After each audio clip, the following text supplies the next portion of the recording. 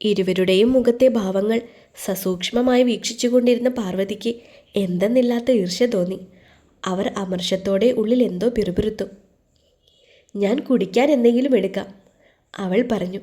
ഇപ്പോൾ വേണ്ട, മോളിരിക്കെ, നമുക്ക് വന്ന കാര്യം സംസാരിക്കാം, മഹി പറഞ്ഞു. തീർത്ത അവർക്ക് മുൻപിലുള്ള കസേരയിൽ അമർന്നു. അപ്പോഴും മാധവൻ്റെ മിഴികൾ അവളുടെ മുഖത്ത് തന്നെ തറഞ്ഞു നിൽക്കുകയായിരുന്നു. മാധവ് മോളോട് കാര്യങ്ങളൊക്കെ പറഞ്ഞിട്ടുണ്ടാകുമല്ലോ, എന്താ മോളുടെ അഭിപ്രായം? മഹി മുൻപോട്ടാഞ്ഞിരുന്നു. മഹിയുടെ ചോദ്യം കേട്ട് തീർത്ത ഒരു നിമിഷം ആലോചനയിലായിരുന്നു. പിന്നെ ദീർഘമായി നിശ്വസിച്ചുകൊണ്ട് മൂവരെയും മാറി മാറി നോക്കി. പാർവതിയുടെ മുഖത്ത് കടുത്ത പുച്ഛമാണ്. എന്നാൽ അവൾ അത് കാര്യമാക്കിയില്ല. മാധവേട്ടനെ എനിക്കിഷ്ടമാണ്, അതിലപ്പുറം എനിക്കൊരു അഭിപ്രായവുമില്ല, അവൾ പറഞ്ഞു. അത് കേട്ട് മാധവിൻ്റെ മുഖത്ത് പൂർണ്ണചന്ദ്രൻ ഉദിച്ച തിളക്കം. അവൻ പ്രണയാർദ്രമായി അവളെ നോക്കി പുഞ്ചിരിച്ചു. പഴയ കാര്യങ്ങളെല്ലാം മറന്ന് മേലിടത്തേക്ക് വരണമെന്നാണ് ഞങ്ങളുടെ ആഗ്രഹം. മോളെ കൂട്ടിക്കൊണ്ടുപോവാനാണ് ഞങ്ങൾ വന്നത്, മഹി പറഞ്ഞു. മാധവേട്ടൻ്റെ അമ്മയുടെ ആഗ്രഹം അതുതന്നെയാണോ? അവൾ പാർവതിയെ നോക്കി. അവളുടെ ആ ചോദ്യം കേട്ട് പാർവതി മുഖം ചൊളിച്ചു. അതെ, അവൾ പറഞ്ഞിട്ടാണ് ഞങ്ങൾ മോളെ കൂട്ടിക്കൊണ്ടുവരാൻ വന്നത് തന്നെ. പഴയ കാര്യങ്ങളെല്ലാം മോള് മറക്കണം, അതൊന്നും ഇനി ഉണ്ടാവില്ലെന്ന് ഞങ്ങൾ ഉറപ്പ് തരാം, മഹി പറഞ്ഞു.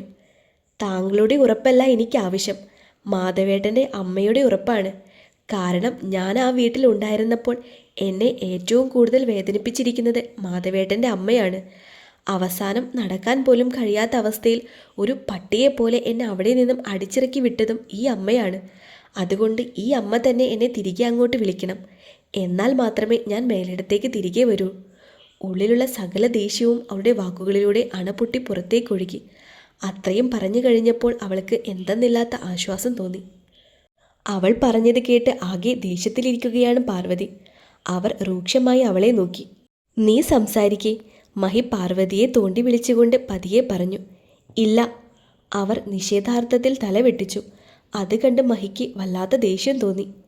നീ ഒന്നിങ്ങ് വന്നേ, പല്ല് ഞെരിച്ചുകൊണ്ട് അയാൾ പാർവതിയെയും കൂട്ടി പുറത്തേക്ക് നടന്നു. ഹാളിൽ തീർത്തിയും മാധവും മാത്രമായി. കുടിക്കാൻ എന്തെങ്കിലും എടുക്കട്ടെ, അവൾ മാധവിനെ നോക്കി. ഒന്നും വേണ്ട, എനിക്കിങ്ങനെ കുറച്ചു നേരം നോക്കിയിരുന്നാൽ മതി, അതും പറഞ്ഞുകൊണ്ട് അവൻ അവളുടെ കയ്യിൽ പിടിച്ചുകൊണ്ട് നീണ്ടു മെലിഞ്ഞ വിരലുകൾ തഴുകി. മെല്ലെ വിരലുകളിൽ വിരൽ കോർത്തു. അവരെങ്ങാനും കണ്ടാലോ? സിറ്റൗട്ടിലേക്ക് നോക്കിക്കൊണ്ട് അവളങ്ങനെ പറഞ്ഞെങ്കിലും അവനിൽ നിന്നും കൈ പിൻവലിച്ചിരുന്നില്ല. ഇതേ സമയം പാർവതിയോട് രൂക്ഷമായി തന്നെ സംസാരിക്കുകയായിരുന്നു മഹി. നീ കൂടി പറഞ്ഞിട്ടല്ലേ നമ്മൾ തീർത്തയെ കാണാനായി ഇങ്ങോട്ട് വന്നത്? എന്നിട്ട് നീ ഇത്രയും അഹങ്കാരം കാണിക്കുന്നത് എന്തിനാണ്? നിനക്കൊരൽപ്പം താഴ്ന്നു കൊടുത്താൽ എന്താ പ്രശ്നം? ഒന്നില്ലെങ്കിലും ആ പെൺകൊച്ച് പറഞ്ഞത് ശരിയല്ലേ? നീ എത്രത്തോളം അതിനെ ദ്രോഹിച്ചിട്ടുണ്ട്. അവസാനം ആരോരുമില്ലാത്ത, ഒന്ന് നടക്കാൻ പോലും കഴിയാത്ത അവസ്ഥയിൽ അതിനെ വീട്ടിൽ നിന്നും ഇറക്കി വിട്ടു. അതിന് നിന്നെ മാത്രം ഞാൻ കുറ്റം പറയുന്നില്ല, എൻ്റെ ഭാഗത്തും തെറ്റുണ്ട്. നിന്നെ ഞാൻ തടഞ്ഞില്ല, എല്ലാ പ്രവൃത്തികൾക്കും മൗനമായി അനുവാദം നൽകി. പക്ഷേ ഇതിപ്പോൾ നമ്മുടെ മോൻ്റെ ജീവിതമല്ലേ ഇവിടെ പ്രധാനം. ഇവിടെ നീ ഒരല്പം താഴ്ന്നു കൊടുത്തേ പറ്റൂ, മഹി ദേഷ്യത്തോടെ പറഞ്ഞു. ദേഷ്യം കൊണ്ട് അയാളുടെ മുഖം വല്ലാതെ മുറുകിയിരുന്നു. വാക്കുകൾക്ക് കടുപ്പമേറിയിരുന്നു. നിങ്ങൾ എന്താ പറഞ്ഞു വരുന്നത്? ഞാൻ അവളുടെ കാല് പിടിക്കണമെന്നോ? അതിനെ പാർവതി വേറെ ജനിക്കണം. അവൾ എന്തിനാ ഇത്രയും അഹങ്കാരം കാണിക്കുന്നത്? അതിനു മാത്രം എന്താ അവൾക്കുള്ളത്? പൈസയ്ക്ക് വേണ്ടിയിട്ടല്ലേ അവൾ ഇനിയും വരാൻ പോകുന്നത്, പാർവതി യാതൊരു കൂസലുമില്ലാതെ പറഞ്ഞു. നീ നിന്റെ നാവൊന്നടക്കി. പണത്തിനും വലുതായി ഒരുപാട് കാര്യങ്ങളുണ്ട് ഈ ലോകത്ത്. എത്ര പൈസയുണ്ടെങ്കിലും നമ്മുടെ മോൻ്റെ ജാതകദോഷം മാറ്റാൻ നമുക്ക് നമ്മളെ കൊണ്ട് കഴിയുന്നുണ്ടോ? ഇല്ലല്ലോ. എന്നിട്ടിപ്പോൾ എല്ലാം അറിഞ്ഞൊരു പെൺകുട്ടി അവൻ്റെ ജീവിതത്തിലേക്ക് വരാൻ പോകുമ്പോൾ നീ നിന്റെ അഹങ്കാരം കാണിച്ച് നമ്മുടെ മോൻ്റെ ജീവിതം ഇല്ലാതാക്കരുത്. അവസാനം അവൻ തന്നെ നമ്മളെ വെറുത്ത് ഇറങ്ങിപ്പോകും. അതിനുള്ള അവസരം നീ ഉണ്ടാക്കരുത്. മഹി സ്വയം നിയന്ത്രിച്ചുകൊണ്ട് അവരെ കാര്യങ്ങൾ പറഞ്ഞ് മനസ്സിലാക്കാൻ ശ്രമിച്ചു. അവളോട് ക്ഷമ ചോദിക്കാനൊന്നും എന്നെക്കൊണ്ട് പറ്റില്ല, പക്ഷേ മുൻപത്തെ പോലെയൊന്നും ഉണ്ടാകില്ല. അവസാനം പാർവതി ഒരു പൊടിക്ക് അടങ്ങാൻ തീരുമാനിച്ചു. കയറ്റി പിടിച്ച മുഖവുമായി അവർ മഹിക്ക് പിറകെ തിരികെ ഹാളിലേക്ക് നടന്നു. അച്ഛനും അമ്മയും വരുന്നത് കണ്ട് തീർത്ത മാധവൻ്റെ കയ്യിൽ നിന്നും തൻ്റെ കൈ വലിച്ചെടുത്തു. എവിടെ പോയതാ? മാധവ് അച്ഛനോട് ചോദിച്ചു. അമ്മയോടൊരു കാര്യം പറയാൻ പോയതാ, മഹി പറഞ്ഞു. എന്ത് കാര്യം? എന്താ കാര്യമെന്ന് അവൻ അറിയാമെങ്കിലും അറിയാത്ത ഭാവത്തിൽ മാധവ് ചോദിച്ചു. അതൊക്കെയുണ്ട്, മഹി കണ്ണ് ചിമ്മി പുഞ്ചിരിച്ചു. അപ്പോഴും പാർവതി മുഖം കയറ്റി പിടിച്ച് തന്നെ ഇരിക്കുകയാണ്. നീ എന്താ പറയാനുള്ളതെന്ന് വെച്ചാൽ പറയൂ പാർവതി. മഹി അവരെ നോക്കി. മഹിയെ നോക്കി അസ്വസ്ഥതയോടെ ഒന്ന് നെടുവീർപ്പിട്ടുകൊണ്ട് അവർ തീർത്ഥയുടെ മുഖത്തേക്ക് കണ്ണുകൾ ചലിപ്പിച്ചു. മുൻപത്തെ പോലെയൊന്നും തന്നെ ഉണ്ടാകില്ല. നിനക്ക് ധൈര്യമായി മേലിടത്തേക്ക് വരാം. അവിടെ ആരും നിന്നെ വാക്കുകൊണ്ടോ പ്രവൃത്തി കൊണ്ടോ ഉപദ്രവിക്കില്ല. യാതൊരു ആത്മാർത്ഥതയും ആ വാക്കുകളിൽ നിന്ന് തീർത്ഥയ്ക്ക് തോന്നിയില്ല. അവൾ മാധവനെ നോക്കി. പ്രതീക്ഷയോടെ അവൾക്കൊപ്പമുള്ളൊരു ജീവിതം സ്വപ്നം കണ്ടുകൊണ്ട് അവളെ തന്നെ നോക്കിയിരിക്കുകയാണ് മാധവ്. ആ നോട്ടത്തിന് മുന്നിൽ തീർത്ഥയ്ക്ക് എതിർത്ത് പറയാനായില്ല. അവൾ കണ്ണിമ ചിമ്മി മെല്ലെ പുഞ്ചിരിച്ചു. ആ പുഞ്ചിരിയിൽ തൻ്റെ ലോകം ചുരുങ്ങിയതുപോലെ മാധവന് തോന്നി. അവന് ഉള്ളു തുറന്ന് പുഞ്ചിരിച്ചു.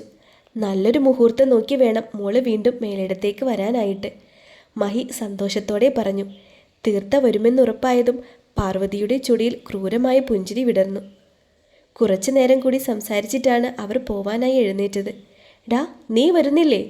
മഹിയും പാർവതിയും പുറത്തേക്കിറങ്ങിയിട്ടും തീർത്ഥയോട് സംസാരിച്ചു കൊണ്ടിരുന്ന മാധവിനോട് അച്ഛൻ ചോദിച്ചു. ഇപ്പോൾ വരാ അച്ഛാ, ഒരു മിനിറ്റ്. കണ്ണ് ചിമ്മിക്കൊണ്ട് അവൻ പറഞ്ഞു. ആ, ഞങ്ങൾ കാറിലുണ്ടാകും. നീ പതിയങ്ങ് വന്നാൽ മതി. അവർ മുറ്റത്തേക്കിറങ്ങി. ശിവു എവിടെ? പുറത്തേക്ക് കണ്ടില്ലല്ലോ. അവൾക്കരികിലേക്ക് വന്നുകൊണ്ട് അവൻ ചോദിച്ചു. അകത്തുണ്ട്. മാധവേട്ടൻ്റെ അമ്മയെ കണ്ടിട്ടാവും പുറത്തേക്ക് വരാതിരുന്നത്. കുസൃതിയോടെ അവൻ്റെ കണ്ണുകളിലേക്ക് നോക്കിക്കൊണ്ട് അവൾ പറഞ്ഞു. മാധവുമല്ലേ അവളോട് ചേർന്ന് നിന്നു. മുഖത്തേക്ക് വീണുകിടക്കുന്ന മുടിയിഴകൾ പിറകിലേക്ക് ഒതുക്കി വെച്ചുകൊണ്ട് അവൻ അവളുടെ ചെവിയിൽ തഴുകി. ഇടതൂർന്ന കൺപീലികൾ ചിമ്മി അവനെ നോക്കി നിൽക്കുകയാണ് തീർത്ത. അവളുടെ മിഴികൾ വല്ലാതെ തിളങ്ങുന്നുണ്ടായിരുന്നു. ഹൃദയം ഇപ്പോൾ ഒരു പടി കൂടി മേലെ മിടിക്കുന്നുണ്ടായിരുന്നു. ഒരു ഉമ്മ തരട്ടെ? അവൻ മെല്ലെ ചോദിച്ചു. പയ്യെ. ശിവു ഉണ്ട് അകത്ത്, പിന്നെ അമൃതയും. കണ്ണു കൂർപ്പിച്ചുകൊണ്ട് അവൾ പറഞ്ഞു. അവരൊന്നും കാണാതെ വേഗം തരാം. അതും പറഞ്ഞുകൊണ്ട് മാധവ് തീർത്ഥയുടെ തോളിന് ഇരുവശത്തും കൈകുത്തിക്കൊണ്ട് അവളോട് ചേർന്നു. അവൻ്റെ നിശ്വാസം ഇപ്പോൾ അവളുടെ മൂക്കിൻ തുമ്പിൽ തട്ടി. മാധവ് മുഖം താഴ്ത്തി മെല്ലെ തീർത്ഥയുടെ ചുണ്ടിൽ ചുണ്ട് ചേർത്തു. ചെറു ചൂടുള്ള ചെറു ചുംബനം. അവളിൽ നിന്നും നിശ്വാസം മുതിർന്നു.